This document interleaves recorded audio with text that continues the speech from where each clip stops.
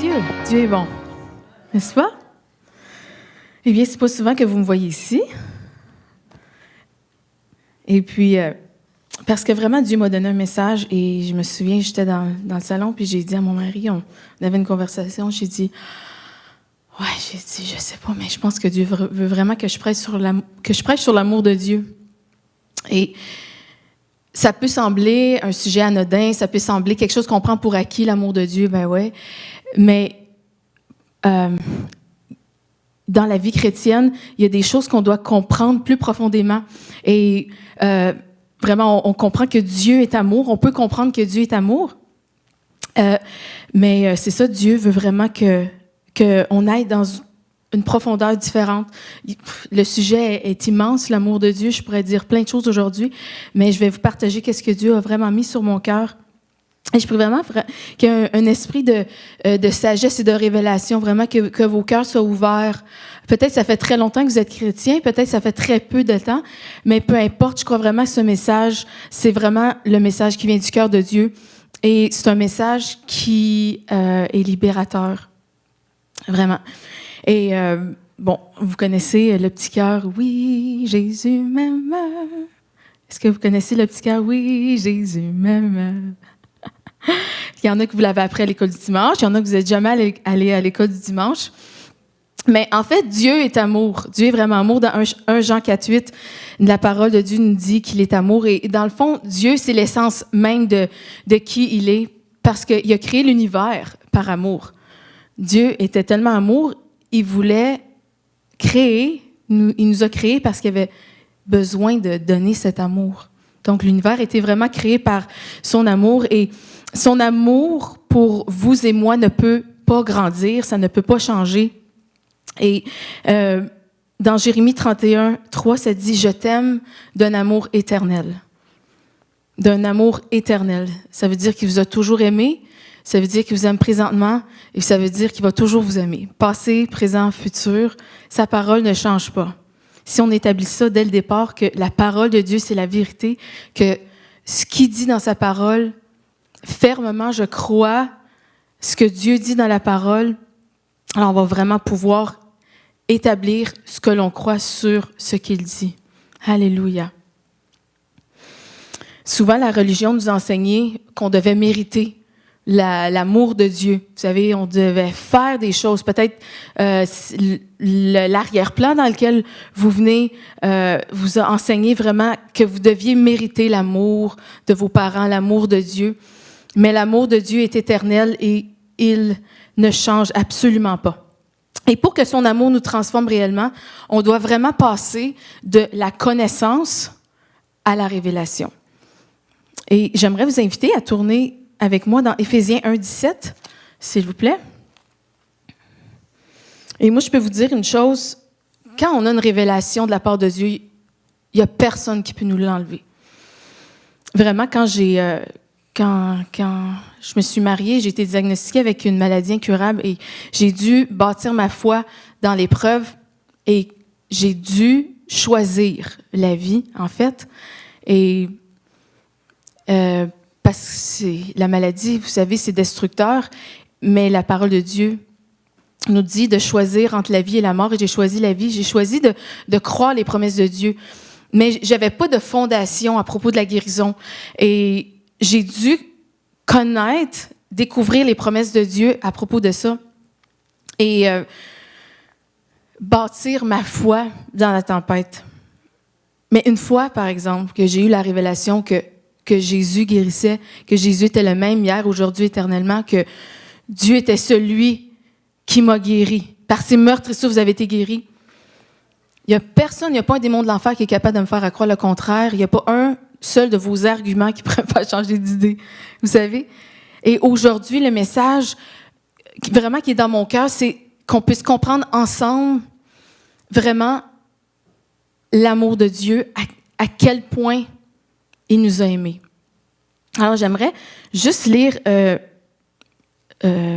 Éphésiens 1:17, qui dit « Afin que le Dieu de notre Seigneur Jésus-Christ, le Père de gloire, nous donne un esprit de sagesse et de révélation dans sa connaissance et qu'il illumine les yeux de votre cœur pour que vous sachiez quelle est l'espérance qui s'attache à son appel, quelle est la richesse de la gloire de son héritage qu'il réserve aux saints et quelle est envers nous qui croyons l'infinie grandeur de sa puissance, se manifestant avec efficacité par la vertu de sa force. Ah, j'aime ce passage. Je peux vous dire une chose, dans mon temps avec le Seigneur, presque à chaque jour, je déclare ça sur ma tête, sur mon mari, sur mes enfants, parce que la vie chrétienne, c'est une succession de révélations. Si on n'a pas de révélation, c'est qu'il manque quelque chose dans l'équation. Parce qu'on peut lire des versets, « Ah oui, ben Dieu est amour. Car Dieu a tant aimé le monde qu'il a donné son Fils unique. » On peut prendre tous ces versets-là pour acquis. Mais des fois, on peut arriver sur un verset et dire « Wow! » Là, cette journée-là, vous avez un réma. Vous avez une révélation plus profonde de ce que vous aviez compris. Et la vie chrétienne, la vie avec Dieu, c'est vraiment ça, c'est ce qu'il veut, c'est de gloire en gloire et c'est de révélation en révélation. Et vraiment, juste un petit peu plus loin dans Éphésiens 3,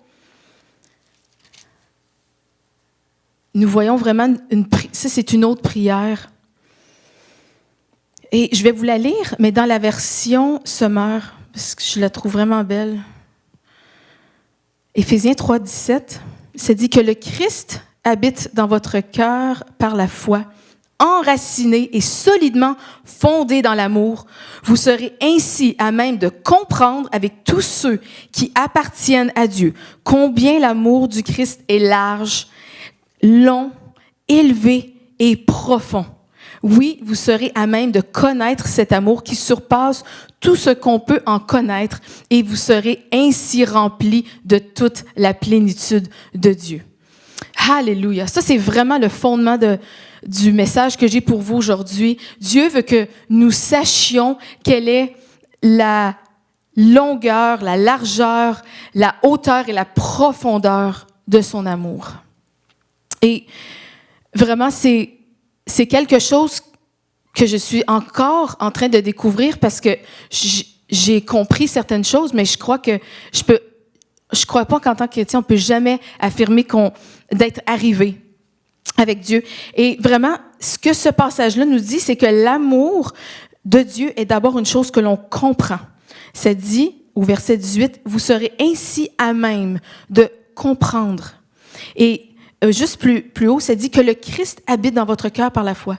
Quand on accepte le Seigneur Jésus dans notre cœur, alors on a eu cette foi en lui. Et quand on a cette foi en lui, on peut être solidement, il souhaite que nous soyons enracinés et solidement fondés dans l'amour. OK? Mais ça dit que vous serez à même de comprendre avec tous ceux qui appartiennent à Dieu. Alors c'est nous ça.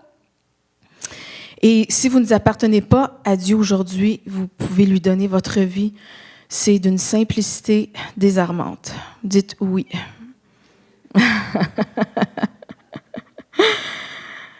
Dans le monde aujourd'hui, les gens sont gérés par leurs sentiments. Aujourd'hui, je me sens comme ci, je me sens comme ça. Et souvent, on peut se réveiller puis dire aujourd'hui, je ne sens pas que Dieu m'aime. Peut-être vous êtes déjà réveillé puis vous sentez aucunement que Dieu vous aime. Mais dans le fond, ça ne sera jamais votre âme qui va pouvoir vous dire que Dieu vous aime parce que sa parole est éternelle. Donc, c'est une chose que l'on doit connaître, que l'on comprend. L'amour de Dieu est une chose que l'on comprend quand on a cette révélation. Et cette révélation-là, ça nous vient, son amour il a été semé dans la personne de Jésus, la semence incorruptible. Et c'est une semence qui ne meurt, qui ne pourrit pas, qui ne change pas. Et quand on reçoit le Seigneur Jésus dans notre vie, c'est un dépôt de cette semence-là dans notre cœur. Et comme on comprend, comme on a la révélation, comme on passe du temps dans sa présence, eh bien, cette semence-là, elle grandit, elle grandit, elle grandit en nous. Et on peut devenir cet arbre planté près des courants d'eau, comme il nous est décrit dans le psaume 1. Vous pouvez devenir un arbre vert, avec plein de verdure, parce que vous avez connu, parce que nous avons connu l'amour de Jésus. Et vraiment, ce qu'il a envoyé, c'est ce qu'il y a de plus précieux. Jésus, c'est ce qu'il y avait de vraiment, vraiment plus précieux pour restaurer notre relation avec lui. Et une fois que la semence de Jésus est bien enracinée, une fois que cette semence-là est enracinée, il n'y a personne qui peut la déraciner. Une fois que vous avez décidé qu'elle était là, qu'elle a bien pris, qu'elle a des grandes racines, personne ne peut l'enlever. Je peux vous dire, personne ne pourrait me dire « Dieu ne t'aime pas ». Pourquoi? Je ne le juge pas par mes sentiments, je le juge par la parole. Je le juge parce qu'est-ce que Dieu dit de sa parole. Et c'est ce que nous devons faire, c'est garder nos yeux fixés sur la parole. Et la pleine révélation de son amour va vraiment causer en nous une révolution qui va nous changer de l'intérieur, dans notre esprit, vers l'extérieur. Vous savez, on est corps, âme et esprit, et quand nous sommes nés nouveaux, nous avons un nouvel esprit. Mais le reste, l'âme, nos émotions, notre pensée, notre volonté, doit être transformée par la puissance de son amour. Et c'est comme ça qu'on va pouvoir vraiment refléter qui il est. Alors, s'il a fait ce sacrifice absolument glorieux et merveilleux, alors c'est parce que nous en valons le prix.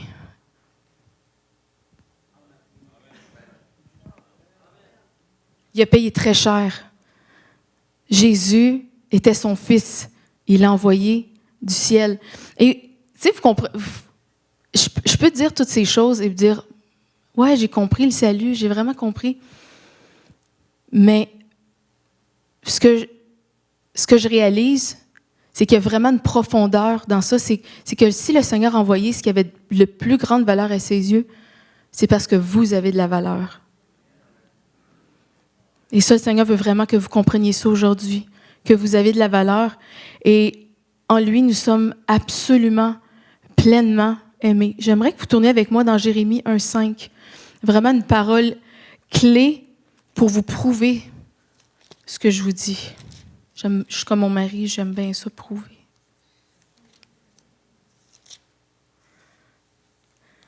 Vous savez, on est condamné à être aimé par celui qui nous a créés. Vous n'avez pas le choix. Que vous le croyez ou non, il est écrit dans Jérémie 1,5. Si vous êtes avec moi, ça dit « Avant que je t'eusse formé dans le ventre de ta mère, je te connaissais. Et avant que tu fusses sorti de son sein, je t'avais consacré. » Avant que je t'eusse formé dans le ventre de ta mère, je te connaissais. Quand mes enfants étaient jeunes, ils posaient beaucoup de questions. Puis ils se demandaient, ils ont déjà posé la question, mais où on était avant? Ben là, on dit, tu as grandi dans le ventre de ta mère. Ouais. Et là, oui, mais où avant? Tu sais, c'est comme on a besoin, spécialement Félicité, on a besoin d'avoir le pourquoi, du pourquoi, de la raison. Et mon mari a dit, dans le cœur de Jésus, dans le cœur de Dieu. Et vraiment, ça a vraiment répondu à tous leurs questionnements. Alors, si vous vous demandiez où vous étiez avant, vous étiez vraiment dans le cœur de Dieu. Et il avait pensé à vous. Et il y a une fille que j'aime beaucoup, qui est une adoratrice, qui s'appelle Kim Walker. Elle a eu une enfance assez difficile et un jour, elle était dans un temps d'intimité avec Dieu. Et elle lui a demandé, en fait, c'est le Saint-Esprit, il a dit, demande-moi comment je t'aime. Et Dieu, c'est un Dieu très personnel. C'est une fille un peu rigolote, puis elle a vu Jésus, et elle a vu Jésus avec des bras extensibles qui se sont ouverts comme ça, puis se sont étirés jusqu'à l'infini, jusqu'à qu'elle ne voit plus la fin. Et il riait. Mais elle pouvait ressentir son amour dans ce geste-là des bras. Et c'est pareil pour tout le monde. S'il le dit pour elle, il le dit pour vous aussi, il le dit pour nous. Et après, il lui a dit, demande-moi à quoi je pensais quand je t'ai créé. Et tout de suite, elle a eu une vision de Dieu qui prenait sa main comme ça, qui arrachait un morceau de son cœur, et c'était comme de la pâte à modeler dans sa main. Et il s'est mis à s'amuser avec la pâte à modeler. Et puis, vraiment, il s'amusait, il avait du plaisir, puis il essayait des choses, puis il riait encore une fois. Et puis là, en fait, à la fin, elle s'est vue qu'il avait formé, c'était elle, et il l'a pris.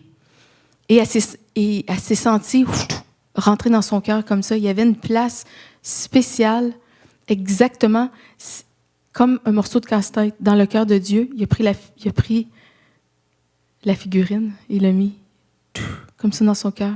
Et ça convenait, ça fitait parfaitement. Et c'est vraiment ce que chacun d'entre nous sommes. Nous sommes une pièce.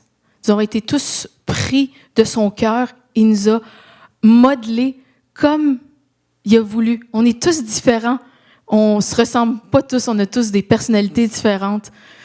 Et vraiment, Dieu, c'est un Dieu de diversité. Et vraiment, il a voulu. Mais chaque personne, dans notre diversité, on a une place dans le cœur de Dieu. Et vraiment, c'est ce que Dieu veut vous dire aujourd'hui. Vous étiez dans son cœur avant même que vous naissiez. Et certains d'entre vous pensez que vous êtes une erreur, ou on vous a dit que vous étiez une erreur, ou vous n'étiez pas planifié. Mais Dieu vous avait planifié. Dieu vous avait planifié longtemps d'avance. Peut-être qu'on vous a dit « Ah, je pensais que tu étais un gars, j'aurais aimé mieux avoir un gars, mais finalement, tu es une fille. » Ou l'inverse. « Ah, tu es un garçon, j'aurais bien aimé ça avoir une fille. » Mais Dieu, il vous a planifié une fille, si vous êtes une fille. Et Dieu vous a planifié d'être un garçon, un homme, si vous êtes un homme. Dieu ne s'est pas trompé. Aujourd'hui, on entend toutes sortes de choses, n'importe quoi. Le mal est tordu. Les gens pensent que Dieu s'est trompé de corps, toutes sortes de choses comme ça. Dieu ne s'est pas trompé. Dieu ne se trompe pas. Dieu avait pensé à vous. Et même si vos parents ne vous avaient pas planifié, Dieu vous avait planifié. Très important. Très important. Nous sommes nés, nous sommes créés pour recevoir son amour parfait. S'il y a une place spéciale dans son cœur pour nous, c'est que nous avons été créés pour ça. Et vous pouvez méditer là-dessus, si des fois, vous pensez que Dieu ne vous aime pas. Prenez des notes. Prenez des notes. Vraiment. Sa parole est vraie, puis sa parole ne change pas. Et la parole de Dieu dit aussi qu'il n'y a rien qui va nous séparer de l'amour de Dieu. Ni la mort, ni la vie, ni les persécutions. Il n'y a rien qui va nous séparer de son amour. Moi, j'ai eu l'opportunité d'avoir un très bon père. Nous avons un Père dans le ciel. Quand je suis née de nouveau, ça n'a pas été difficile pour moi de comprendre l'amour du Père, parce que mon papa m'aime. Quand j'étais adolescente, quand j'étais jeune, en fait, toute ma vie, mon père me disait « Est-ce qu'il y a quelqu'un qui t'a dit qu'il t'aimait aujourd'hui? » Puis je disais « Non, je t'aime. » Mais là, quand je vieillissais, pas que ça m'irritait, mais vous savez, j'avais une genre d'attitude. C'était pas vraiment bon. Mais en fait, j'ai vraiment réalisé, quelques années plus tard, quelle grâce j'avais eue. J'ai vraiment eu une grâce extrême d'avoir le Père que j'ai eu.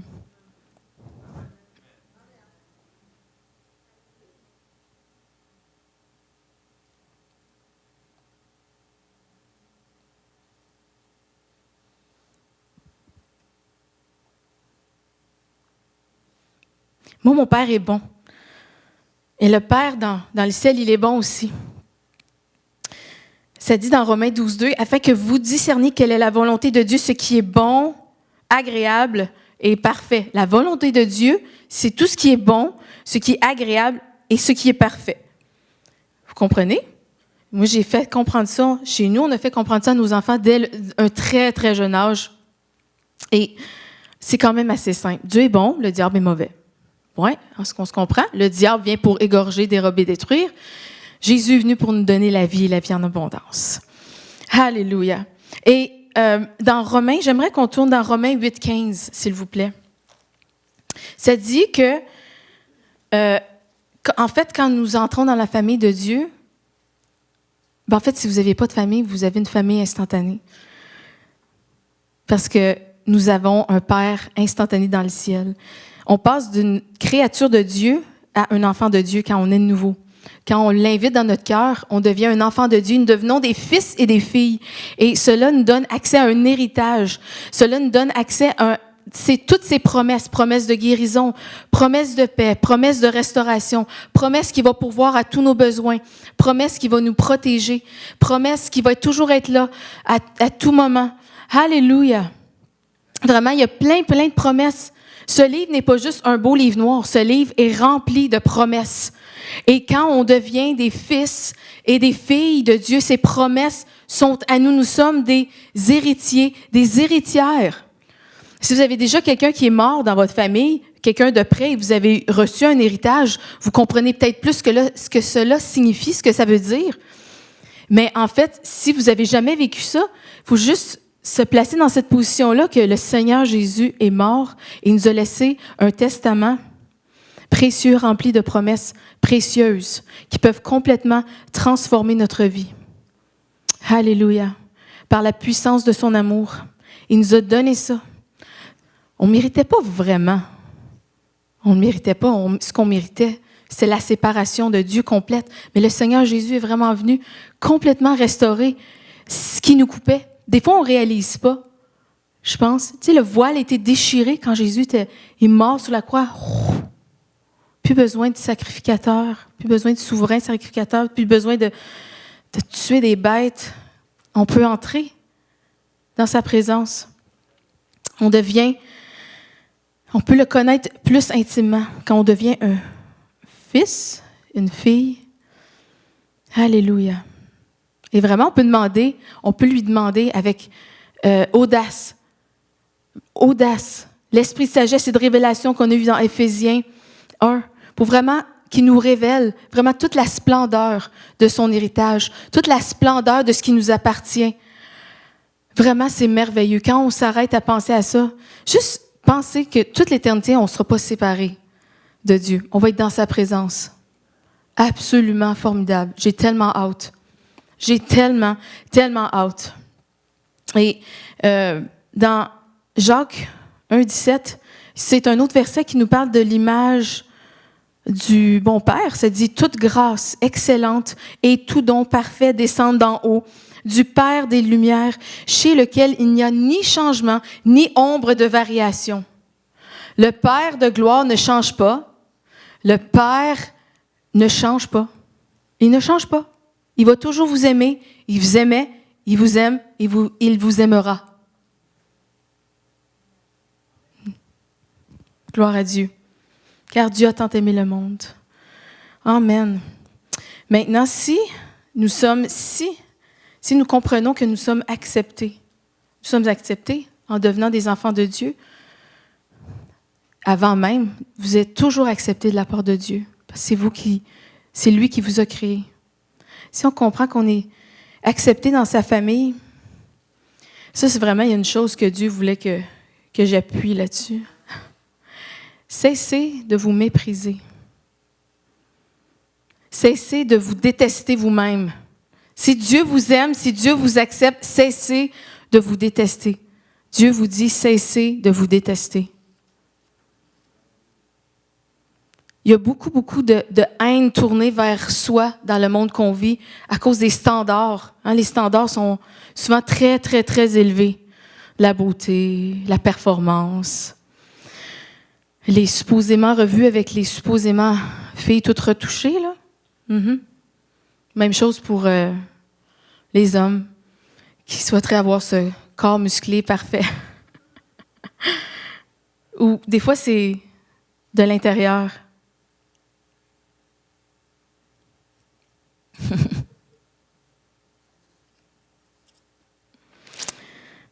Cessez de vous détester. On va tourner dans Psaume 139, 14. Pourquoi cessez de vous détester? Parce qu'il dit de vous que vous êtes une créature extraordinaire.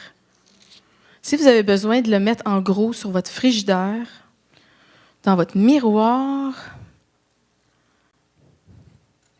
ça, j'ai eu à méditer là-dessus. Je le fais encore. Psaume 139, 14. 139, 14. Je vais lire dans la Louis II en premier. Ça dit « Je te loue de ce que je suis une créature si merveilleuse. Tes œuvres sont admirables et mon âme le reconnaît bien. » Alléluia. Mon âme le reconnaît bien. Ça veut dire que ma tête peut le savoir, mais mon âme a besoin de le savoir. Mes émotions ont besoin de savoir que je suis merveilleux, que je suis merveilleuse. Ma volonté a besoin de savoir que je suis merveilleux, que je suis merveilleuse. Ma pensée a besoin de savoir que je suis merveilleux, je suis merveilleuse. Peut-être vous ne le pensez pas encore, mais Dieu dit ça de vous. Dieu dit ça de vous. Dieu dit que vous êtes merveilleux, que vous êtes une créature merveilleuse. Cessez de vous détester, cessez de vous haïr. Dieu vous a tant aimé qu'il a donné son Fils. Vous avez valu, vous avez tant de valeur. Vous avez tant de valeur à ses yeux. Comprenez cette valeur. Comprenez la valeur du rachat de Jésus à la croix. Comprenez ça. J'aimerais lire dans la Louis II, dans Sommeur. Merci d'avoir fait de moi une créature aussi merveilleuse. Tu fais des merveilles et je le reconnais bien. Vous êtes une merveille de Dieu. Vous savez, je pense qu'il y a les 7 merveilles sur le globe, les 7 merveilles du monde. Vous êtes une merveille de Dieu. Vous valez bien plus qu'une de ces merveilles du monde, parce que ça, c'était construit de main d'homme. Vous êtes une merveille parce que vous avez été construit, vous avez été créé, modelé dans la main du Père de gloire. Celui qui a tout créé. Et vraiment, si vous avez cru les mensonges du diable au point de vous détester, eh bien, des fois, ça peut vous avoir empêché de croire la parole. Et ces mensonges ont été tellement imprégnés, tellement médités souvent. Le diable commence juste par une petite semence, un petit truc, et on peut décider de le prendre et de le méditer, et là, ça peut devenir gros, ça devient gros, ça devient gros, ça devient immense, tellement que c'est plus gros que ce que Dieu dit dans sa parole. Ça devient tellement gros qu'on ne croit même plus ce que dit Dieu. Et la parole de Dieu nous dit que Satan est le père du mensonge. Satan est le père du mensonge. Si les pensées que vous entretenez ne vous font pas du bien, si les pensées que vous entretenez à propos de vous, à propos de votre corps, à propos de votre personne, à propos de qui vous êtes, ne vous font pas du bien, ce n'est certainement pas la pensée du cœur de Dieu. Parce que Dieu dit que vous êtes une créature merveilleuse et votre âme le reconnaît bien. Ça veut dire que vous devez méditer sur cette vérité afin que votre âme le reconnaisse. Vous devez le méditer tellement à un tel point que ça prend le dessus sur les pensées. Ça prend le dessus sur ce que vous avez cru peut-être pendant tant d'années. Peut-être vous avez cru tellement pendant tant d'années que même vous êtes chrétien puis vous ne croyez pas ce que Dieu dit. Aujourd'hui, on renverse les faux raisonnements. Dieu veut qu'on renverse les forteresses. Satan, c'est le père du mensonge. Si c'est le père du mensonge, ça veut dire qu'il a des enfants. Il enfante des enfants. Mais la parole de Dieu dit que vous êtes devenus des enfants de Dieu. Vous êtes devenus des enfants de Dieu. Vous n'êtes pas les enfants du diable quand vous avez été nés de nouveau. Vous avez été transférés d'un royaume à un autre. Vous êtes devenus des fils, des filles. Donc, vous n'êtes plus les enfants du diable, vous êtes les enfants du roi de gloire. Vous avez part à l'héritage.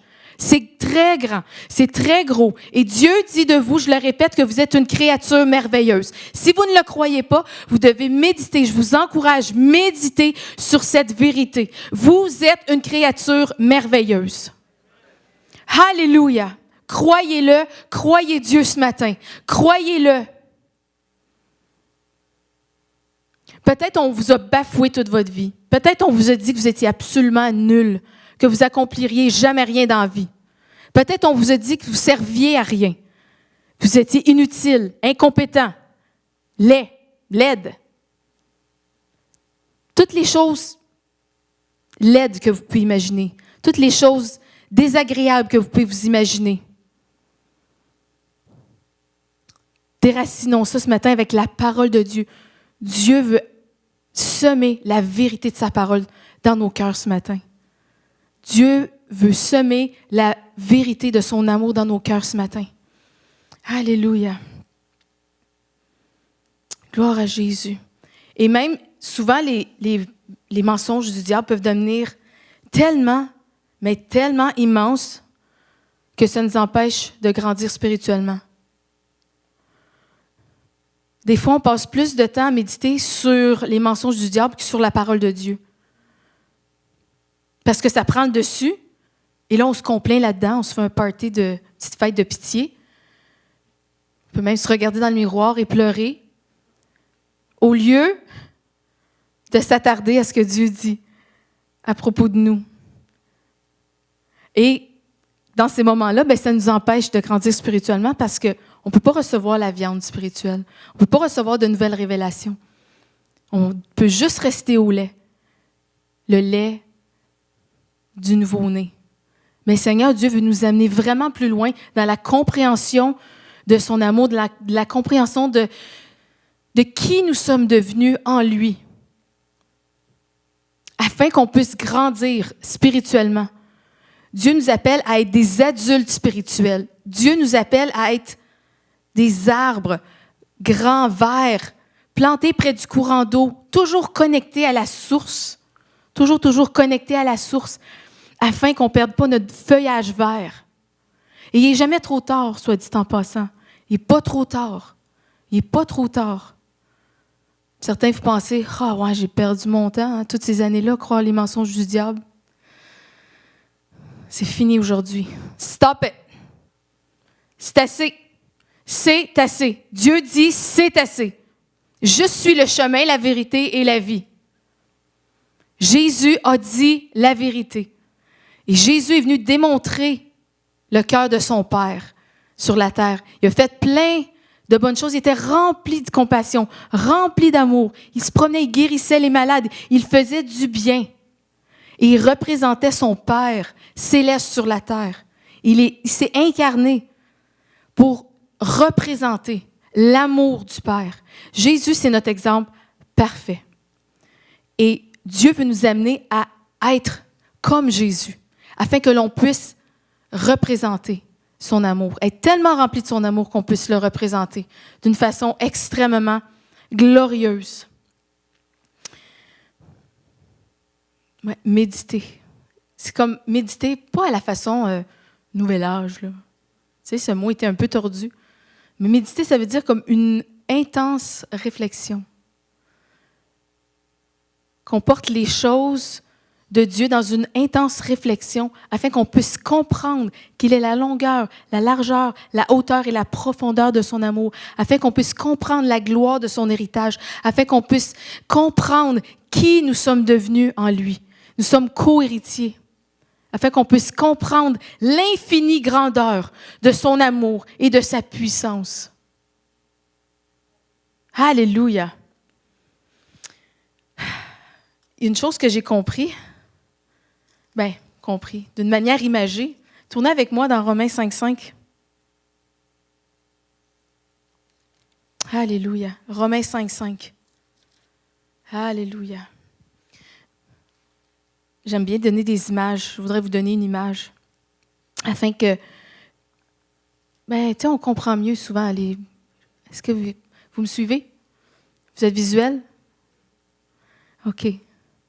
L'amour de Dieu est liquide. Ça dit, moi je vois l'amour de Dieu comme un liquide.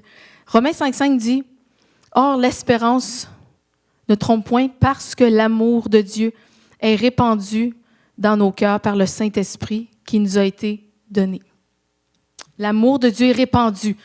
Répandu, un synonyme déversé. Déversé. Alors, je vais vous inviter à fermer vos yeux et vous imaginer comme étant un flacon, une bouteille vide. Moi, j'imagine... riez pas, là. Vous pouvez rire, en fait. J'imagine l'amour de Dieu. Vous connaissez le Pepto-Bismol? Le gros liquide rose épais. Tu sais, dans l'annonce, là, ça remplit, ça coule, ça l'enveloppe.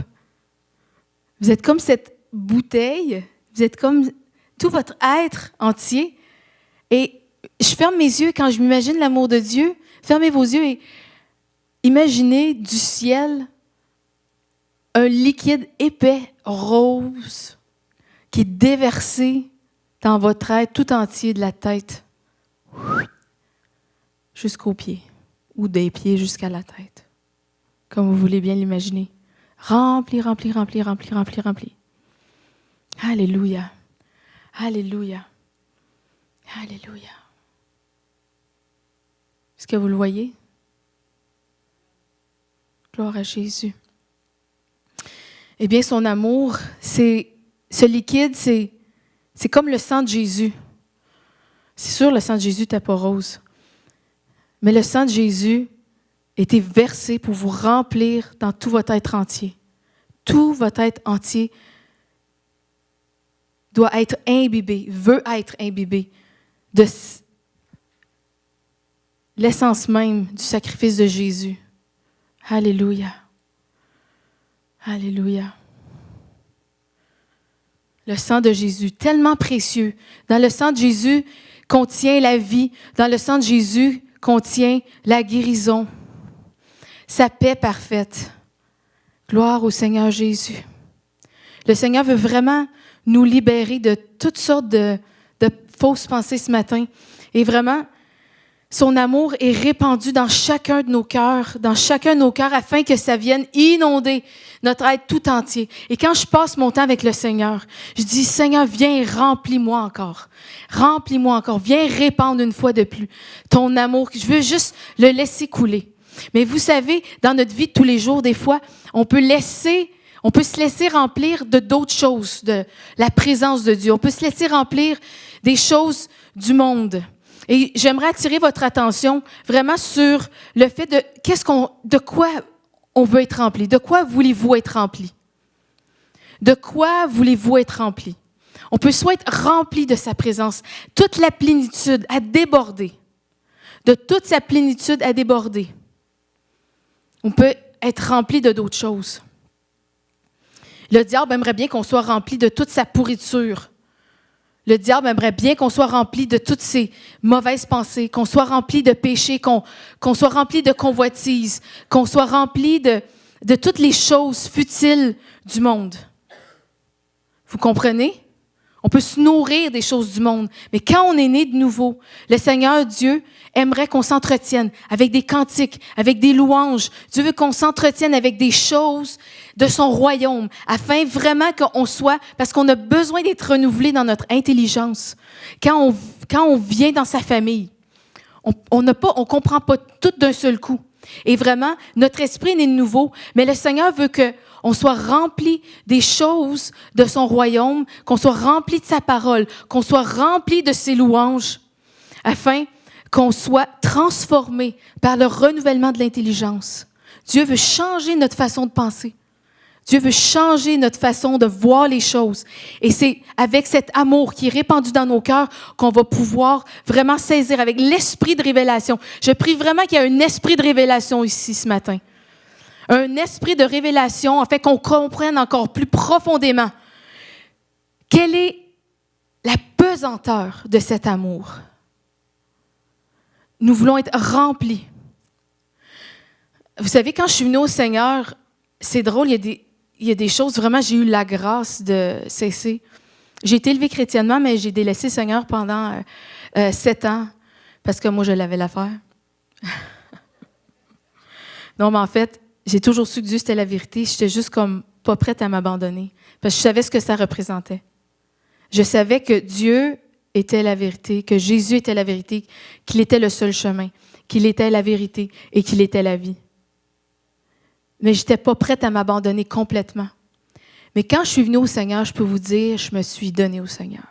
Je me suis dit, moi, quand je vais faire ça, là, ça ne sera pas juste un peu. Ça va être de tout mon cœur. Et j'avais plein de musique du monde.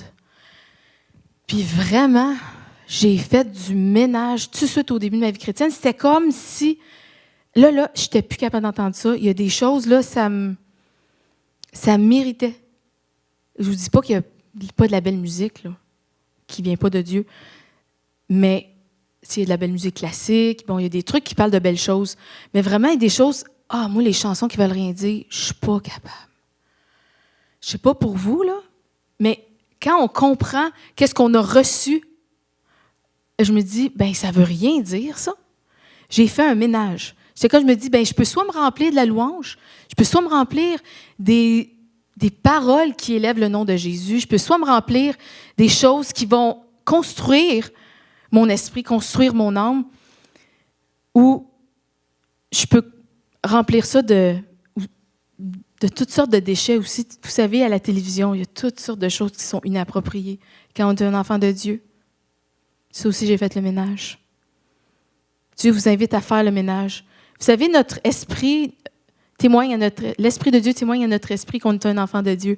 Quand on est un enfant de Dieu, si vous voyez des choses qui déplaisent à Dieu, ou si vous entendez, vous écoutez des choses, si vous avez des conversations qui déplaisent au cœur de Dieu, votre esprit va vous le dire. Vous allez être comme attristé à l'intérieur de vous. Et Dieu nous appelle vraiment à nous remplir de sa présence, nous remplir de ces choses qui vont nous transformer. Et plus qu'on fait de la place pour sa présence,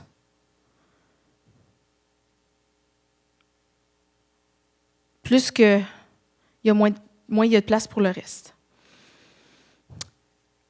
Quand je passais ma balayeuse, Dieu m'a donné un download parce que, comme je vous ai parlé, j'ai eu un bon père. Et j'ai eu, vraiment, Saint-Esprit m'a dit, en fait, c'est parce que je prie quand je passe ma balayeuse. On peut tous faire ça, il faut racheter le temps. Ben, c'est la seule façon que j'ai trouvé de prier sans cesse, en fait, dans mes tâches ménagères et en tout temps. Et vous savez, ce bon père que nous avons, certaines personnes ne le connaissent pas. Et Dieu nous appelle à nous approcher de lui. Et Dieu m'a dit, certaines personnes, certains de mes enfants, je parle de mes enfants, ont tellement peur du rejet qu'ils n'osent pas s'approcher de leur Père céleste, de peur d'être rejetés par lui. Certains d'entre vous, certaines personnes qui écoutaient ce message avaient peur de vous approcher de votre Père céleste parce que vous avez peur d'être rejeté par lui, parce que vous avez vécu du rejet, parce que vous vivez du rejet, parce qu'on vous a rejeté quand vous étiez jeune, parce qu'on vous rejette présentement, parce que la société vous a rejeté, peu importe la forme de rejet. Ce que je veux vous dire aujourd'hui, c'est que l'intimité avec lui, c'est le remède. L'intimité avec le Père qui vous a tant aimé, qui dit de vous que vous êtes une créature merveilleuse, est le remède. Approchons-nous de lui avec confiance. Jérémie 31:3, j'aimerais relire, mais en fait, je vais le lire, mais dans la version sommaire. Ça dit, « D'un amour éternel, je t'aime. C'est pourquoi je t'attire par l'affection que je te porte. C'est pourquoi je t'attire par l'affection que je te porte. » Dieu nous attire à lui par l'affection qu'il a pour nous. Par l'affection qu'il a pour vous et moi, il veut nous attirer. Dieu ne vous rejettera jamais. Il vous a créé intentionnellement. Intentionnellement, Dieu vous a créé. Vous vous souvenez, cette image du morceau de casse-tête? Vous êtes un morceau de casse-tête qui fait parfaitement dans le cœur de Dieu. Il ne peut vous rejeter. Vous avez une place toute spéciale dans son cœur. Donc, Dieu nous appelle, Dieu vous appelle à s'approcher de lui avec confiance, avec audace. C'est-à-dire, approchez-vous du trône de la grâce avec audace. Approchons-nous avec audace du trône de la grâce. Des fois, quand je prie, je m'imagine que je suis sur les genoux du Père céleste. C'est des choses, hein, c'est des choses en fait, je me trouvais des trucs, parce qu'avant, quand je priais, j'avais l'impression que ça montait pas plus haut que le plafond, puis je me disais, j'ai besoin d'avoir comme des trucs pour vraiment rester avec toi, là, Dieu. J'ai besoin de rester.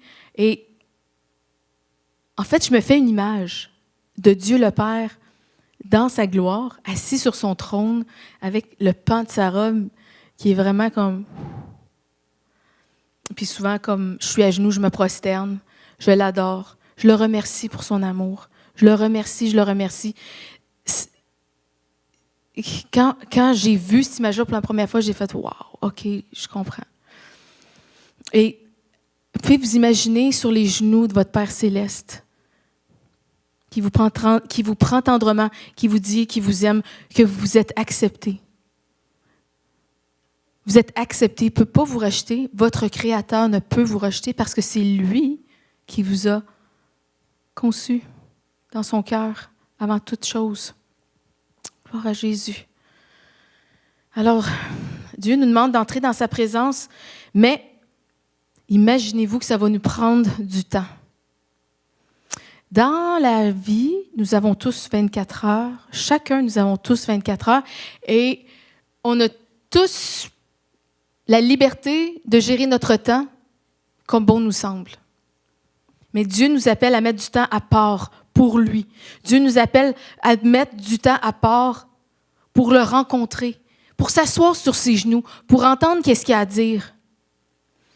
On n'a pas besoin d'arriver avec nécessairement notre grande liste d'épicerie. Laissez-vous aimer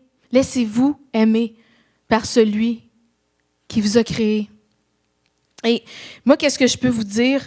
C'est que quand on entre dans sa présence, on entre dans le repos parfait de Dieu. Qu'est-ce que nous dit Hébreux 4:10? On entre dans le repos de Dieu. Sa présence représente le repos de Dieu. Et je peux vous dire, entrer dans sa présence va nous faire gagner du temps. Moi, je peux vous dire, quand je commence ma journée, j'aime bien ça, me lever avant tout le monde.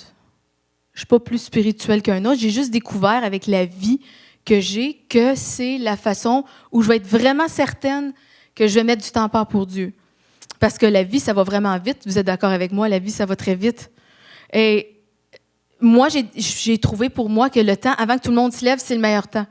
Et quand je mets ce temps-là à part pour Dieu, boy, que la journée va bien. La journée va tellement bien. Puis, me semble que quand la journée n'a pas commencé dans cette communion avec Dieu, c'est correct, là, je me réveille, puis je réalise, ouais, le Saint-Esprit est là, le Saint-Esprit est en moi, je lui parle et puis tout ça.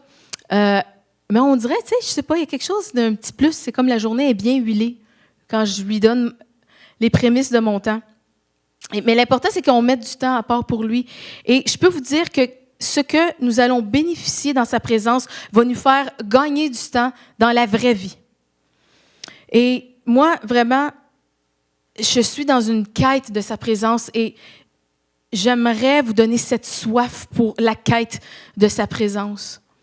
Et, tu sais, vous savez, je conduis la louange. Pour moi, je le fais, mais vraiment, c'est par remerciement, par reconnaissance. Vraiment, je le fais parce que je recherche sa présence. Et rechercher sa présence va signifier que je vais le remercier. Je ne peux pas juste arriver puis sortir ma liste d'épicerie. Je vais dire, « Oh, Seigneur, tu es tellement merveilleux. Tu es tellement merveilleux. » Et vraiment, on a tous besoin des choses. Je peux vous dire, on a tous besoin des choses. Et oui, le Seigneur aime qu'on lui demande des choses. Mais une fois qu'on a compris, mais Dieu veut qu'on recherche sa présence par-dessus toute chose, parce que ça dit dans Matthieu 6,33, « Recherchez d'abord le royaume de Dieu et toutes ces choses vous seront données par-dessus. » Je peux vous dire que si on met du temps à part pour lui, on va s'économiser beaucoup, beaucoup, beaucoup de temps. Vous savez, ici au Québec, le système de santé, disons que ce n'est pas le meilleur sur la planète. On a un bon système de santé, mais il y a beaucoup, beaucoup d'attentes. Hein? Vous êtes d'accord avec moi? Et je crois fermement que quand on prend du temps dans la présence de Dieu, quand on prend du temps à être avec lui, avec celui qui est l'auteur de la vie, avec celui qui a des projets de paix et de bonheur, pour nous donner un avenir et de l'espérance. Comme on va passer du temps dans sa présence, on va recevoir de lui, on va recevoir la vie, on va recevoir la guérison pour nos corps. On va recevoir la paix pour nos cœurs qui ont tant besoin de paix. Il y a tellement de mal dans l'âme de nos jours. Les gens, la société est remplie de gens dépressifs, de gens qui luttent contre des esprits de dépression, de gens qui luttent contre des esprits de suicide, des gens qui luttent contre vraiment un mal de l'âme. Et la maladie, le cancer, c'est le mal du siècle. La dépression, c'est un autre mal du siècle. Et pourtant, on vit dans une ère où on a la technologie. On n'a supposément pas la vie aussi difficile qu'il y a peut-être 100 ans. Les gens ne se compliquaient pas la vie, mais les gens avaient, s'il y avait d'essentiel, il y avait la foi. Ils avaient Dieu. On parlait de Dieu dans la société. Dieu faisait partie des valeurs. C'était la valeur, c'était la personne qui donnait les valeurs. Aujourd'hui, c'est un peu n'importe quoi. Et on a besoin de passer du temps dans la présence de Dieu pour recevoir de ses valeurs, mais pour recevoir de sa vie.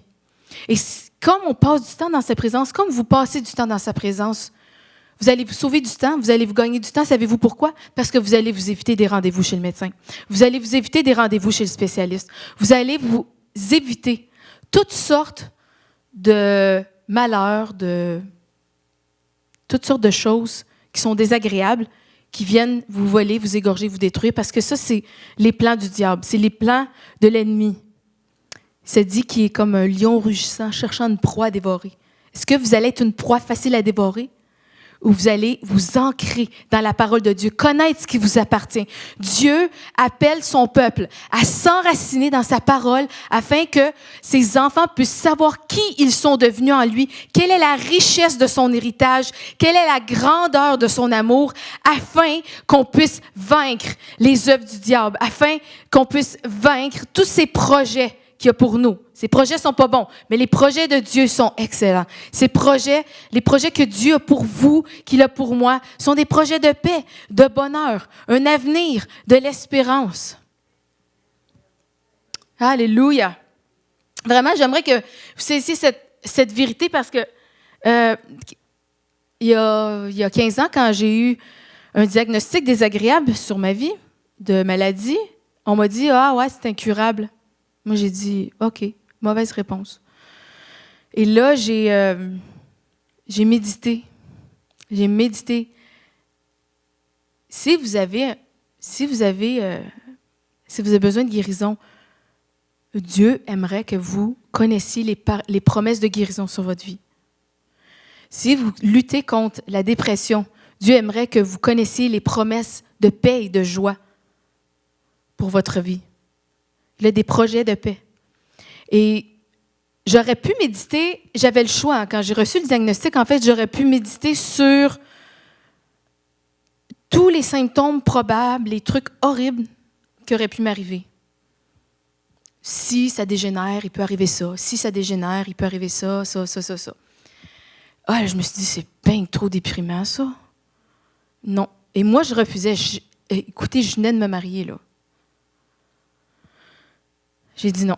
Non. Et j'ai eu la grâce d'avoir un mari extrêmement merveilleux et compréhensif qui m'a fait connaître des ministères merveilleux où on parlait. J'ai choisi de découvrir la vérité de la parole, mais dans la vie.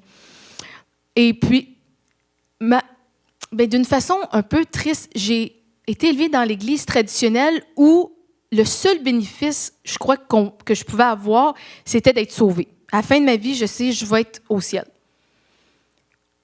Mais cette chose-là, cette maladie m'a fait découvrir que vraiment, j'étais née pour bien plus que ça. J'ai été sauvée pour bien plus que me rendre au ciel de peine et de misère. Frères et sœurs, on n'est pas appelés à se rendre au ciel de peine et de misère. On est appelés à vivre sur cette terre les promesses, que ta volonté que ta volonté au ciel soit faite sur la terre. Est-ce qu'il y a de la maladie au ciel? Pensez-y, là. Est-ce qu'il y a du monde dépressif au ciel? Est-ce qu'il y a du monde qui vit dans le découragement au ciel? Est-ce qu'il y a le désarroi? Est-ce qu'il y a l'opposition? Même pas. Eh bien, Dieu nous appelle à vivre le maximum de ses promesses ici, sur cette terre. Gloire à Dieu. Et vraiment, je me suis mis à méditer. J'ai dit, OK, je ne méditerai pas sur les symptômes horrifiques, horribles, désagréables possibles, parce que je me suis dit, je vais nourrir cette chose. Je refuse de nourrir cette chose. J'ai refusé de nourrir la maladie. J'ai refusé de nourrir les symptômes. De la même manière, vous pouvez refuser de nourrir les pensées de rejet. Vous pouvez choisir de refuser les pensées de dépression, de rejet. Vous pouvez choisir de refuser tout ce qui tue, tout ce qui vole, tout ce qui égorge, tout ce qui est négatif, tout ce qui vous donne le mal de l'âme. Refusez ces pensées. Refusez de méditer sur ces choses. Refusez. Mais méditez sur celui qui donne la vie. Méditez sur les promesses de celui qui peut tout, absolument tout changer. Méditez sur l'œuvre tout accomplie de Jésus à la croix. Lui qui a tout payé pour qu'on soit libre. Libre! Libre! Libre de toutes ces choses. Alléluia! Alléluia! Vous savez, on vit dans un autre royaume quand on est un enfant de Dieu. Un autre royaume. Nous sommes transférés du royaume des ténèbres au royaume des lumières, gloire à Dieu. Et son royaume, le royaume de Dieu, ne fonctionne pas comme le royaume de ce monde. Et ce n'est pas de spécialiste en spécialiste ou de réunion en réunion que vous allez trouver réponse. Mais c'est vraiment dans la plus grande intimité du Père. Oui, vous pouvez trouver absolument, ne délaissez pas vos assemblées. On a besoin de se réunir entre frères et sœurs, s'exhorter, se fortifier, venir recevoir une parole de vie, une parole édifiante, gloire à Dieu. Mais ce n'est pas en pensant de réunion en réunion, en allant de réunion en réunion, que vous pouvez penser que vous allez obtenir votre victoire, que vous allez obtenir votre délivrance. Mais c'est une question d'intimité, c'est dans le lieu secret que vous trouverez la guérison pour votre âme, que vous trouverez la paix que vous cherchez depuis tellement longtemps. Vous savez, quand vous avez peut-être accepté le Seigneur Jésus il y a plusieurs années, mais peut-être que vous aviez peur que ça fasse mal de recevoir son amour, comprenez? Mais comme on comprend que Dieu vous a tellement aimé, que Dieu vous accepte, qu'il ne vous rejettera jamais, Dieu nous appelle à être un intime de lui, à ce qu'on se connaisse mutuellement. En fait, Dieu vous connaît parfaitement.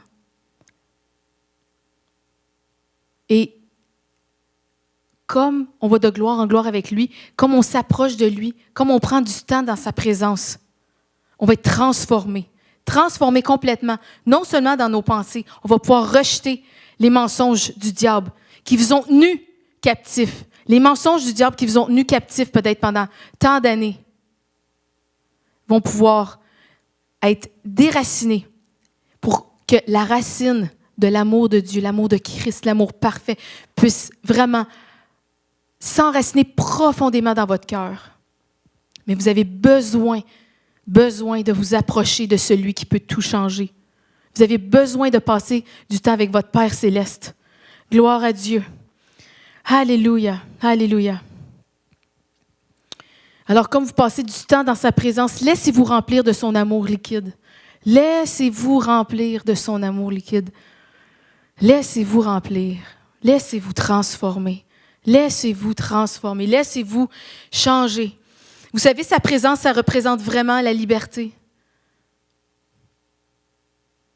Si donc le Fils vous a affranchi, vous serez réellement libre. Jean 8, 36. Si donc le Fils vous a affranchi, vous serez réellement libre. Tournez avec moi dans Ésaïe 61, s'il vous plaît. J'aime infiniment ce passage. Dans le fond, c'est... Oui, c'est ça. Ça prophétise Jésus, l'œuvre de Jésus. Ésaïe 61. L'Esprit du Seigneur, l'Éternel est sur moi, car l'Éternel m'a oint pour porter de bonnes nouvelles aux malheureux. Il m'a envoyé pour guérir ceux qui ont le cœur brisé, pour proclamer aux captifs la liberté et aux prisonniers la délivrance, pour publier une année de grâce et de l'Éternel, un jour de vengeance de notre Dieu pour consoler tous les affligés, et pour accorder aux affligés de Sion, pour leur donner un diadème au lieu de la cendre et une huile de joie au lieu du deuil, un vêtement de louange au lieu d'un esprit abattu. Alléluia, afin qu'on les appelle les térébintes de la justice pour une plantation de l'Éternel pour servir à sa gloire. Alléluia, Dieu veut que vous serviez à sa gloire. Dieu veut que vous soyez transformés. Ça, c'est la volonté de Dieu. C'est l'œuvre que Jésus est venu faire ici. Pour porter une bonne nouvelle aux malheureux, pour guérir ceux qui ont le cœur brisé. Dieu veut guérir votre cœur brisé aujourd'hui. Dieu veut guérir votre corps malade aujourd'hui, si vous le laissez faire. Dieu veut que vous laissiez tomber vos gardes. Vous étiez construit un genre de mur de protection. Ça, c'est une fausse protection. C'est le diable, avec ses pensées, avec ses faux raisonnements. Ça s'est tout construit. Et la parole de Dieu vient complètement, on vient détruire. Mais sa parole dans notre bouche. La parole de Dieu est dans mon cœur et dans ma bouche. Gloire à Dieu. Dieu veut que nous ayons sa parole dans notre cœur et dans notre bouche afin de détruire les œuvres du diable, afin qu'on puisse avoir une huile de joie au lieu du deuil, un vêtement de louange au lieu d'un esprit abattu. Comment est-ce qu'on va faire ça? En le cherchant dans la plus grande intimité, en le poursuivant. Est-ce que vous voulez le poursuivre? Est-ce que vous le poursuivez? Si vous ne le poursuivez pas, j'aimerais vous donner cette soif aujourd'hui de le poursuivre pour vraiment le remercier pour tout ce qu'il a fait et vraiment pour que vous soyez transformés dans sa présence. Puis, je peux vous dire que dans sa présence, il y a une extrême liberté. Et ce que j'ai compris avec les années, c'est qu'on doit être plus concerné de ce que Dieu dit de nous que ce que les hommes peuvent dire de nous. Ça, c'est bien plus important. Ce que Dieu dit de vous que ce que les hommes disent de vous. Les hommes peuvent dire toutes sortes de méchancetés, peuvent dire des mensonges. Vous savez, au début du ministère avec mon mari, il y avait quelqu'un qui avait parlé contre les trucs de l'esprit et moi, j'étais offusquée. Puis là, mon mari dit, ma femme, il faut vraiment que tu t'habitues avec ça. Il dit, il ne faut pas que ça te dérange. Et en fait, j'ai vécu un processus où j'ai dû vraiment mourir à l'opinion des gens. Parce que vous savez, quand on est une femme de pasteur, on est regardé. Ouais, ça peut être un peu désagréable parce qu'on peut être tout analysé dans tout ce qu'on fait, dans ce que je peux dire, je peux être analysé. Si je souris, si je souris pas, si je dis bonjour, si je dis pas bonjour, je peux être analysée sur... même chose quand j'ai commencé à conduire le ministère de la louange. Boy, qu'est-ce que le monde va dire? C'est sûr, il y en a des bien meilleurs que moi. Et puis, vous savez, j'aurais vraiment pu méditer là-dessus. Mais mon mari m'a dit, ma femme, il faut vraiment mourir à l'opinion des gens. Et l'important, ce que j'ai vraiment compris, ce que je veux que vous compreniez aujourd'hui, c'est que vous devez vous préoccuper de l'opinion de Dieu à propos de votre vie. Est-ce que votre vie plaît à Dieu? Est-ce que votre vie est un témoignage pour le nom de Jésus? Ce que Dieu dit de vous, c'est bien plus important. Parce que les gens peuvent nous faire de la peine, les gens peuvent nous blesser, les gens peuvent dire toutes sortes de mensonges même à propos de nous. Puis je peux vous dire, on en a dit des mensonges à propos de moi, à propos de mon mari. Mais honnêtement, c'est pas parce que votre opinion me dérange pas, m'importe pas. Mais j'ai appris à vivre au-dessus de l'opinion des gens. C'est pas que je suis pas concernée, que vous pensez que c'est bon ou c'est pas bon. L'important, c'est que je sois dans la volonté de Dieu. L'important, c'est que vous soyez dans la volonté de Dieu. Être à la volonté de Dieu, c'est d'être à la bonne place au bon moment. Tu sais ce que c'est? Être à la bonne place au bon moment. Est-ce que vous faites ce que Dieu vous demande de faire? Êtes-vous en train de faire ce que Dieu vous demande de faire? Est-ce que vous dites ce que Dieu veut que vous disiez? Alors, c'est ce que Dieu dit aujourd'hui. Quand j'ai commencé à chanter, vraiment, je vous dis, ce que je fais dans le ministère, c'est par obéissance. Parce que j'ai jamais recherché le micro. Vous pouvez demander à mon mari. Moi, je suis très bien là où vous êtes assis. J'aime bien ça. J'aime la vue. J'aime bien recevoir. Je trouve ça super. Mais vous savez, quand on est dans la volonté de Dieu, on est béni. Quand vous êtes dans la volonté de Dieu, vous êtes béni. Et quand on sait qu'on ne fait pas quelque chose qu'on serait supposé de faire, c'est là qu'on est malheureux. Puis vous pouvez vous reprendre. Il n'est jamais trop tard pour entrer dans la volonté de Dieu. Il n'est jamais trop tard pour faire ce qui est bien. Et faire ce que Dieu veut nous amène une extrême liberté. Puis je peux vous dire que la révélation de ça, la révélation de son amour,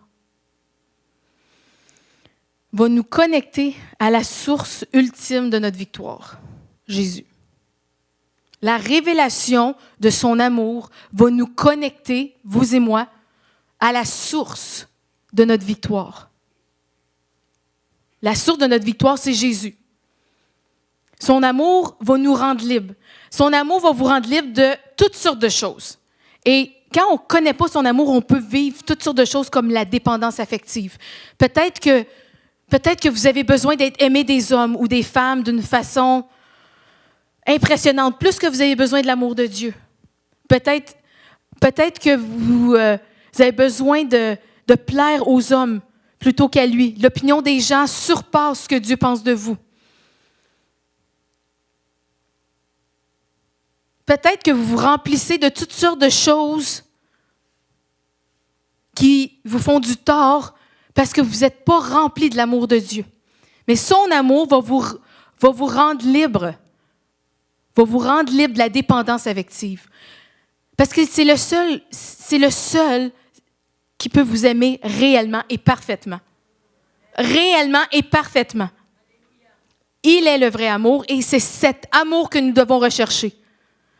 Le vrai amour, l'amour véritable, l'amour pur, sans arrière-pensée, sans condamnation. C'est lui seul qui possède cet amour-là. Tantôt, je parlais des trucs qu'on peut se remplir. Peut-être que vous vous remplissez de l'alcool parce que vous avez besoin de combler un vide. Peut-être que vous vous remplissez de drogue ou de narcotiques ou de je ne sais pas trop. Peut-être que c'est pas nécessaire pour vous de vous remplir de toutes sortes de choses qui vous donnent un high. Peut-être que vous êtes attiré vers ces choses-là. Peut-être que vous vous remplissez de nourriture. Peut-être que vous avez besoin de manger compulsivement. Peut-être que vous faites des choses par compulsion parce que vous avez besoin de remplir un vide. Et le Seigneur veut vous libérer de ça aujourd'hui. Le Seigneur veut vous libérer de toutes sortes de dépendances néfastes qui nuisent à votre vie. Vous savez, moi, j'aime les souliers. Et j'ai déjà vu une émission, une femme était absolument compulsive. Elle aimait les souliers, mais elle avait des garde-robes et des garde-robes et des garde-robes de chaussures. J'aime ça, là. Si je pouvais en avoir autant, c'est correct. Mais pas pour remplir un vide. Vous comprenez? Cette femme-là magasinait compulsivement parce qu'elle cherchait à remplir un vide, elle cherchait à combler. Et elle avait l'amour des souliers. Vous trouvez peut-être que mon illustration est ridicule, mais des gens comme ça sur la planète, il y en a plein. Peut-être que vous remplissez votre chose de toutes sortes de choses. Vous remplissez votre maison de toutes sortes de choses que vous n'avez pas besoin parce que vous avez peur de manquer. Je ne sais pas, moi. Peut-être que vous vous remplissez de nourriture. Vous mangez parce que vous avez besoin de remplir, de vous sentir toujours plein.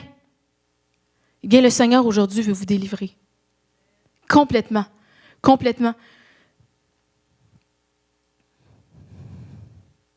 Peut-être que vous travaillez Peut-être vous êtes un workaholic. Peut-être vous travaillez à l'extrême. Parce que ça comble un besoin. Vous êtes gratifié dans votre travail. Mais à un point extrême qu'il n'y a plus de place pour Dieu du tout dans votre vie et que ça vient combler un besoin parce que vous ne voulez juste pas sentir le rejet, vous ne voulez juste pas sentir des mauvaises émotions. Aujourd'hui, le Seigneur Dieu dit, laissez-vous remplir par mon amour. Connectez-vous à celui qui vous remplit de la vie. Alléluia. Et quand on comprend la profondeur de cette révélation qui est l'amour de Dieu, on va être libre de pouvoir l'adorer en esprit et en vérité. Vous savez, quand on vient à l'Église, c'est bien qu'on vienne recevoir notre portion, mais vous savez, d'abord et avant toute chose, c'est pour adorer celui qui nous a donné la vie. Je vais inviter mes amis, s'il vous plaît, de la louange. Vous savez, quand on vient ici, par-dessus toute autre chose, moi je viens et j'ai un cœur tellement reconnaissant. Et quand j'ai compris la grandeur du sacrifice, quand j'ai compris la grandeur du cadeau que j'avais reçu, quand on comprend la grandeur de ce cadeau-là, on ne peut pas rester les mains liées, on ne peut pas rester la bouche muette. Impossible. Impossible. Et je peux vous dire, quand je loue le Seigneur, je loue toutes mes tripes. Et je sais que je peux faire encore plus. Parce qu'il m'a aimé bien plus que moi, je peux lui rendre.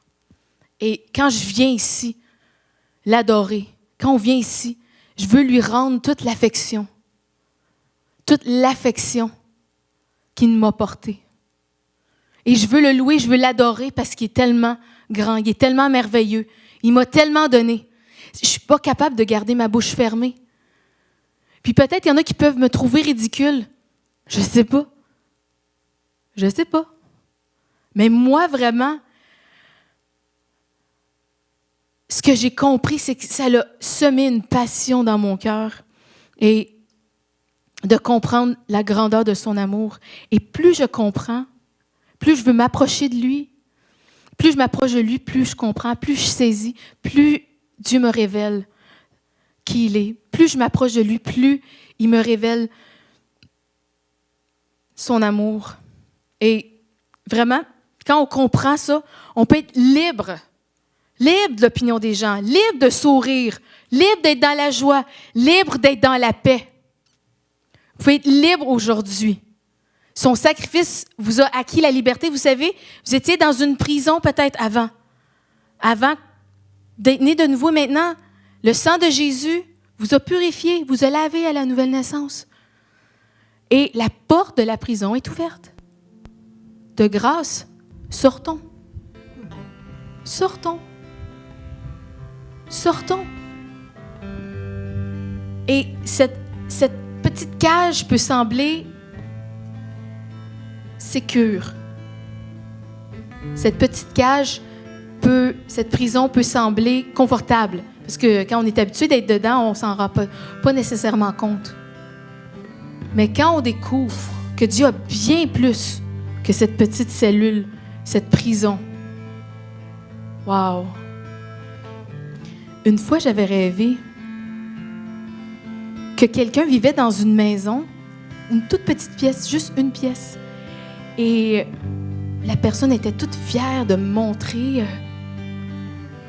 C'était décoré, mais vraiment des trucs, vraiment ce qu'il y a de plus bas dans le budget. Et en fait, je la regardais, cette personne-là me montrer son appartement, qui était en fait sa pièce où elle vivait. Et toute fière, et dans mon cœur, dans mon rêve, j'étais triste. Je me disais, mais ça pourrait être... Dieu voulait encore plus.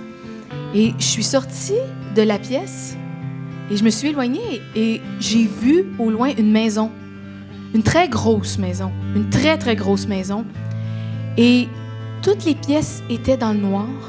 Je voyais, les fenêtres étaient toutes excepté la petite lumière de la pièce où la personne vivait. Et j'ai fait, Mais j'ai dit, toute la maison lui appartient, puis elle ne sait pas. Toute la maison lui appartient, puis elle ne sait pas. Dieu a réservé pour vous une maison remplie de belles choses et pas juste de petits budgets. Dieu a un grand budget. Dieu a un très grand budget. Dieu possède toutes les richesses. Il possède toutes les richesses. Et Dieu veut que vous exploriez les pièces. Et j'ai déjà rêvé aussi que moi-même, dans ma propre maison, je découvrais des nouvelles pièces, puis j'étais émerveillée. J'étais comme, c'est à moi. Là, j'étais toute contente. Puis là, je rentrais dans une nouvelle pièce, j'étais comme, c'est à moi, c'est à moi.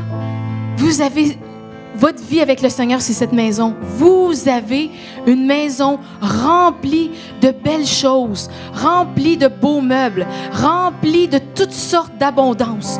Dieu a une vie d'abondance pour vous. Gloire à Dieu. Dieu a une vie extraordinaire pour vous et veut que dans son intimité, vous découvriez chaque pièce, chaque pièce, chaque pièce. Et c'est ce que je découvre dans mon intimité avec lui. C'est de gloire en gloire, de révélation en révélation. Et c'est ce que le Seigneur veut que vous viviez avec lui.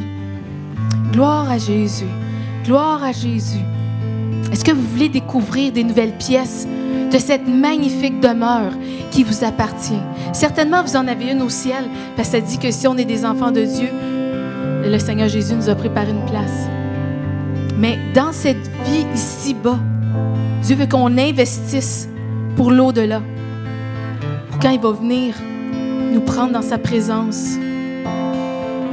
Il veut qu'on découvre le maximum. Est-ce que vous voulez découvrir le maximum? Alléluia! Le maximum. Le maximum. Alléluia! Vous savez, les autres ne sont pas responsables de votre bonheur.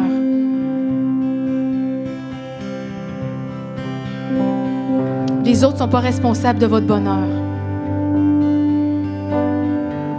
Vous êtes responsables, nous sommes tous responsables de chercher Dieu pour soi-même. Chercher Dieu pour soi-même et de découvrir les mets succulents qu'il a pour nous. Découvrir toute sa bonté, découvrir toutes ses merveilleuses promesses. On peut être heureux maintenant. On peut cesser de vivre pour les autres maintenant. Vivre pour Dieu, et cesser de vivre pour l'opinion des autres. On peut le servir librement parce qu'on sait qu'on est accepté. Il y en a qui ne servent pas parce que vous pensez que vous n'êtes pas assez bon. Mensonge des profondeurs de l'enfer. Vous faites voler un privilège. Cessez de vous faire voler vos privilèges. Dieu a une immense réserve de privilèges pour vous. Et Dieu veut restaurer toute votre dignité. En lui, il est fier de vous. Vous êtes rendus justes. Vous êtes rendus justes maintenant. On était condamnés, on est justes maintenant. En Jésus. Alléluia. Si vous n'avez pas reçu cet amour parfait, j'aimerais vous inviter à le faire ce matin. J'aimerais vous inviter. Gloire à Jésus. Si vous ne connaissez pas cet amour, dites simplement, Seigneur Jésus, je reçois ton amour. Et comme je viens avec mon besoin de toi, viens et remplis-moi. Viens et transforme-moi. Que ma vie serve pour ta gloire. Alléluia. Vous savez, comme on s'approche de lui, avec notre besoin, il peut venir nous combler. Si on ne pense pas qu'on a besoin de lui, ses mains sont liées. On vient avec notre besoin, dit Seigneur, j'ai besoin de toi. Il est toujours là. Il est toujours là. Il est toujours là. Alléluia. On peut cesser d'être passif. On peut devenir actif pour lui. Devenons vraiment actifs pour son royaume. Qu'on puisse le servir passionnément jusqu'à temps qu'il revienne. Qu'on ne veuille pas perdre une seule minute. Moi, je ne veux pas perdre une seule minute. Une seule minute du temps que j'ai ici. Je veux racheter le temps. Je veux racheter le temps. Je veux racheter le temps. Alléluia. Je veux l'adorer avec ma vie. Je veux l'aimer avec ma vie. Je veux lui rendre cette affection, cet amour qu'il qu'il m'a donné. Je veux le remercier avec ma vie. Vous saviez, avant, je n'étais pas prête à faire ça. Maintenant, je ferais n'importe quoi. Je ferais n'importe quoi. Êtes-vous prêts à faire n'importe quoi? Alléluia. J'aimerais juste prier avec vous. Alléluia. J'aimerais prier avec vous. Alléluia. Seigneur, je prie que ce message prenne racine dans les cœurs. Soit un message de délivrance. Ta parole est délivrance. Tu es le Dieu de gloire. Tu es le Dieu de délivrance, chez lequel il n'y a ni changement, ni ombre de variation. Seigneur, ton amour ne change pas. Ton amour ne change jamais. Et ce matin, Seigneur, on veut élever nos bras. On veut tendre les mains vers celui qui nous a tant aimés et te dire merci. Merci, merci, Seigneur. Viens nous remplir à déborder de cet amour pur et parfait. Seigneur, nous te disons oui. Oui, Seigneur, je veux t'aimer toute ma vie. Alléluia. Seigneur, nous voulons t'aimer toute notre vie. Seigneur, ce matin, on veut prendre un engagement de s'approcher de lui. Je viens contre tout esprit de crainte, toute oppression dans le nom de Jésus. Alléluia. Je déclare que ta présence est la liberté. Alléluia. On veut s'approcher de toi avec audace. Alléluia, avec audace. Alléluia. L'esprit de crainte est brisé dans ta présence. L'esprit de dépression est brisé dans ta présence. La guérison pour nos corps est relâchée dans ta présence. La guérison pour nos cœurs, pour notre âme est relâchée dans ta présence, Seigneur Dieu. Alléluia. Alléluia. Alléluia, Seigneur, on veut boire à ta coupe. On veut boire de tes paroles. On veut boire, Seigneur, de ton amour. Boire par la foi, Seigneur. Se laisser remplir et transformer par toi, qui peut tout changer. Alléluia. Merci, Seigneur Jésus. Merci parce que tu le fais aujourd'hui. Les captifs dans ta présence. Les captifs sont rendus libres à la mention du nom de Jésus. Jésus. Jésus-Christ, Jésus le roi de gloire, qu'il règne sur les cœurs aujourd'hui. Que Jésus, le prince de la paix, règne sur votre cœur aujourd'hui.